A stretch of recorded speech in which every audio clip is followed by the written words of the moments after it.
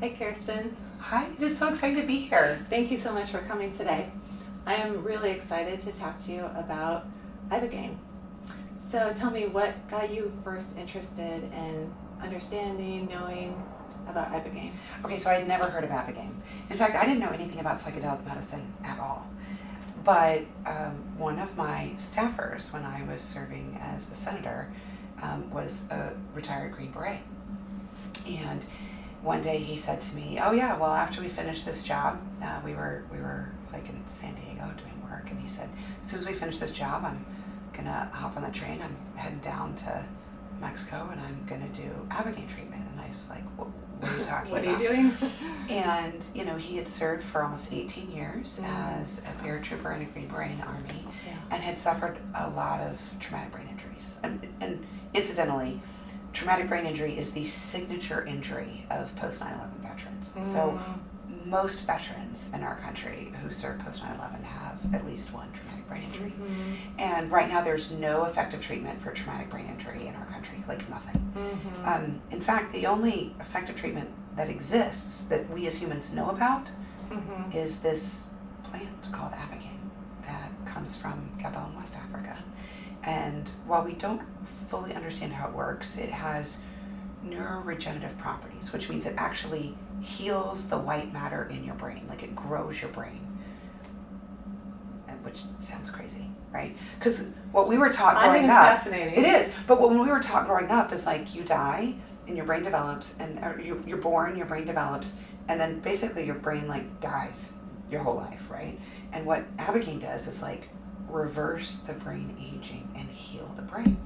So anyway, that's how I first heard about Ibogaine. And what's been fascinating for me, when I started working with ketamine a few years ago, I saw how ketamine did give people the opportunity to really rewire some of their dysfunctional thought patterns and their nervous system in ways that no other treatment or therapy could do alone.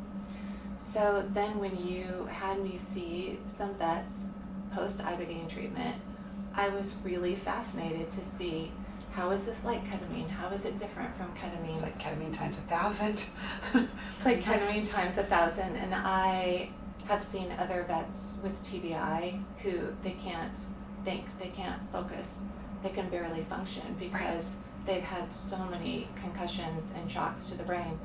And now some of them are able to go to grad school, go through school, do well, and not even be on the stimulant. It's incredible. It's incredible. Yeah. So Ibogaine, again, we don't quite know how or why, and so we're going to do a lot more study and research in this country to figure it out. But this plant Ibogaine, it has these number of different alkaloids, and some of those alkaloids actually have a neuroregenerative property in the brain. And so that's how I got really interested in it, is I saw Matt, who worked for me. I knew him before he did Ibogaine, and then I knew him after he did Ibogaine, and I was like, holy cow, you have to tell me about this. Yeah. And then I just went and learned a bunch, everything I could about it. And I said, look, we're going to start working on this. Like, this has the potential to change lives, not just to veterans, but people who live with Parkinson's, people who have multiple sclerosis, people who are at risk of Alzheimer's.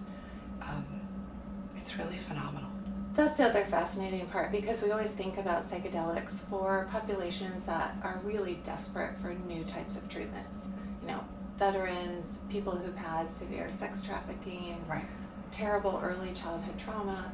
But as we go, it does make sense that these treatments also would be helpful for people who, like all of us, right? Yeah. We work on our physical health so much, but we don't want to be old and then be demented. But live for 20 years in that state. It's actually my biggest fear, Yeah. is losing my brain. Yeah, tell us about that. And dementia is part of my family history. Actually, during COVID, my maternal grandmother passed away, and she had dementia. And I remember those end years when I would go visit her, my aunt, whom she lived with, would put photos of herself and me and other family members up around the house, and just say, like, remember, this is Kyrsten, your granddaughter. Remember, this is me.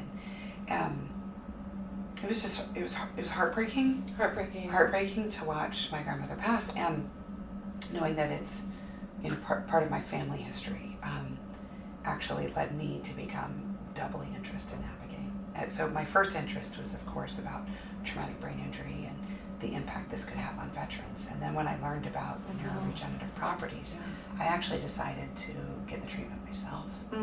And so I recently went and experienced my first Ibogaine treatment. The data shows that one treatment of Ibogaine actually reverses brain aging by an average of 1.3 years per dose. Incredible. Is that incredible? Yeah. So I think as more time goes and we have more opportunity for research and study and accumulate more data, we'll be able to see that not only is Ibogaine an incredible tool for traumatic brain injury, but also Parkinson's. It's being used for Parkinson's right now. Brett Favre, former football player who has Parkinson's, is getting treatment right now from Ibogaine and seeing remission of his symptoms.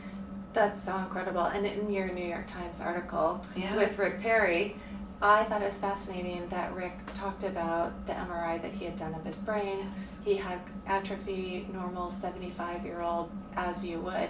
And then his physician said, now, after the Ibogaine treatment, you have the brain of a 40-year-old. I know. If that's not inspiring, I don't know what is. I know, it's incredible, right?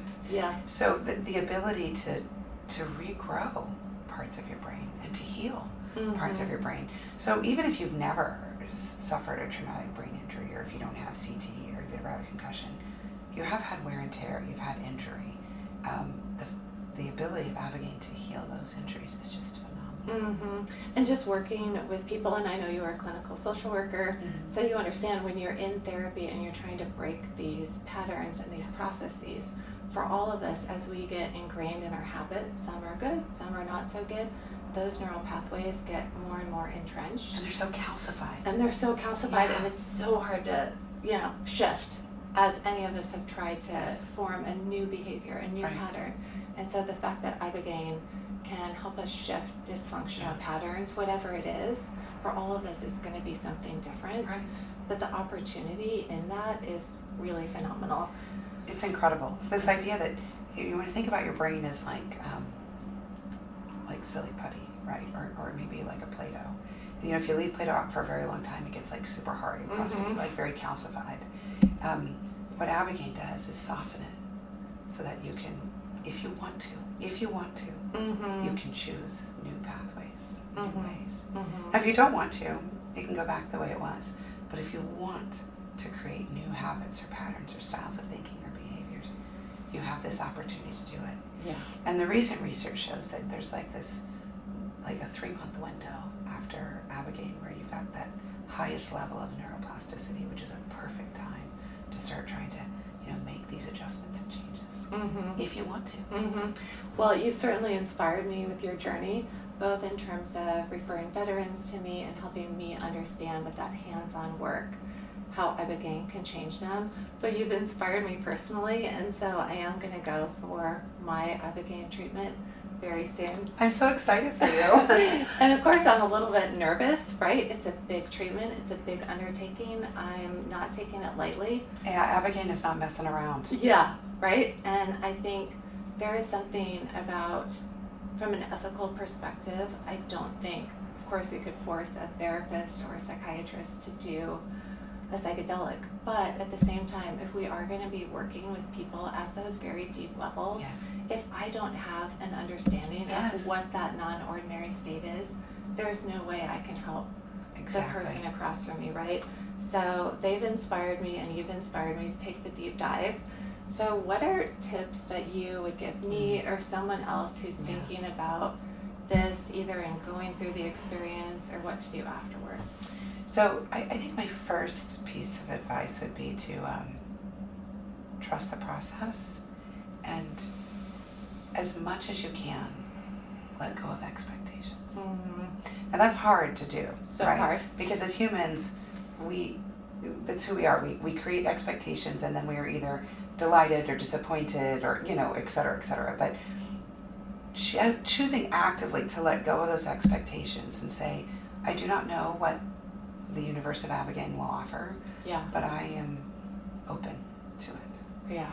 And then, so that would be it. So trust the process. Try to remove expectations, right? Embrace the unknown. Yeah. which is very hard for Very me hard. to do. I love to know what's coming, right?